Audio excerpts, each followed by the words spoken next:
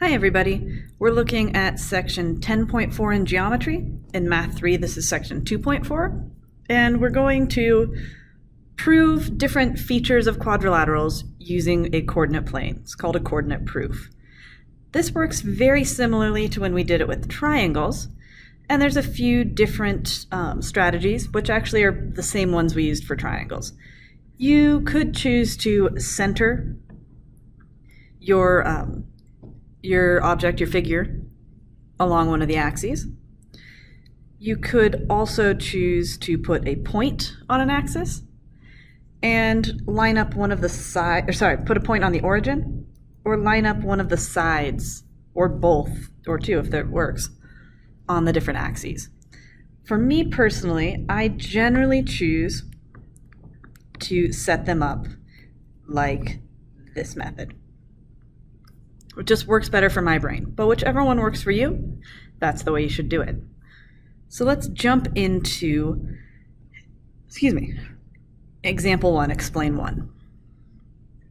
They've asked us to prove or disprove that a quadrilateral is determined by the points 4, 4, 3, 1, -2, -1, and -1, 2. And they've plotted all those points on the diagram. They want us to show it's a parallelogram. Well, in order to be a parallelogram, we need to have two sides with congruent slopes, two sets of parallel sides. So looking at this, a parallel line, they can't intersect. So CD and AB would need to be parallel, and AD and BC would need to be parallel. Well, how do we figure out parallel? We figure out same slope. And how do we figure out slope? Using our slope equation. So I'm going to show you two ways, one with the formula and one using the figure drawn on the coordinate plane. I call it the counting method. So if we look at this, let's figure out the slope of AB. Well, we have the coordinates. So we are going to be looking at A and B. And the formula is y2 minus y1 over x2 minus x1. So B they chose for the second point, so you can see they put y1 and x1 in those first numbers. And then they put the coordinates for A, 4 and 4, in for x1 and y1. We simplify that, and you get 1 minus 4 is -3. 3 minus 4 is -1. And looking at that, -3 divided by -1 becomes +3. So we know the slope of AB is +3. Let's take a look at BC. We're going to do the same thing. I'm going to show you, or sorry, not BC. We said CD should be parallel to it. So let's try that one. Rather than use the formula, which again, you can always use it, I'm just going to count. So I'm going to start at the lower point, just because that works better in my brain. And I count up 1, 2, 3. So my rise is 3. And then I went over 1 in the positive direction, so my run is 1. 3 over 1 is 3. And I can see that AB and CD are parallel. I'm going to draw a little arrow pointing in the same direction. That's the symbol for parallel. I would try the same thing with AD and BC.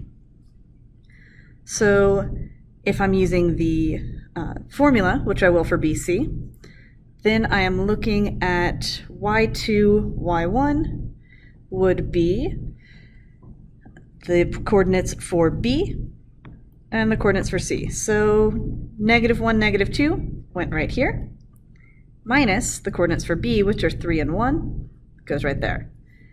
-1 minus 1 is -2. -2 minus 3 is -5. And the only thing I can simplify there is that a negative divided by a negative is a positive. So 2/5 is my formula. Let's check out DA. I'm going to use the counting method for DA. So I'm going to start at the lowest point. And to get to A, I need to go up 2. So I went up 2. And over 1, 2, 3, 4, 5 in the positive direction. So I get 2/5, which matches, meaning those two sides are also parallel. So I have two sets of parallel sides, meaning I have a parallelogram. Okay. Let's take a look at example 2. Example 2 is asking us to show that the diagonals of QRST are congruent. So we are looking at the distance formula for QS and the distance formula for RT.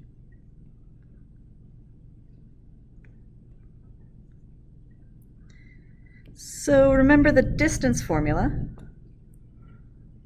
is the distance equals the square root of x2 minus x1 squared plus y2 minus y1 squared. So we're going to plug in the coordinates. If we're looking, let's start with SQ or QS. Keep that one in purple. So the coordinates for Q are 2, -3, which we plugged in right here. And the coordinates for S are -2, 4, which we plugged in. And so we simplify, and I'll do that step out. So this becomes plus, which becomes then 2 plus 2 is 4 squared. And this -3 becomes, -3 minus 4 becomes -7 squared, which if we work out becomes the square root of 16 plus 49, because -7 times -7 is a positive, and that adds to the square root of 65. Now when we try it with RT, looks like, sorry, they started with T. No, I guess they did. Yes, they started with R. So -4, 0, -4 and 0, and 4, 1. So 4 and 1. It doesn't matter which point you put first, so long as it's first in both sets of parentheses. And if I simplify that out, -4 minus -4 is -8 squared. 0 minus 1 is -1 squared, which then becomes 8 squared is 64.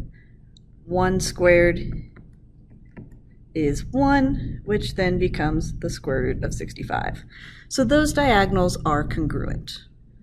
To prove it's a rectangle, I would prove perpendicular slopes, because those diagonals are congruent. Tells me I'm going to have well, actually, we'll get into that later. So that is it for these examples. You're using either distance formula or slope to prove what they're asking for. Have a good day.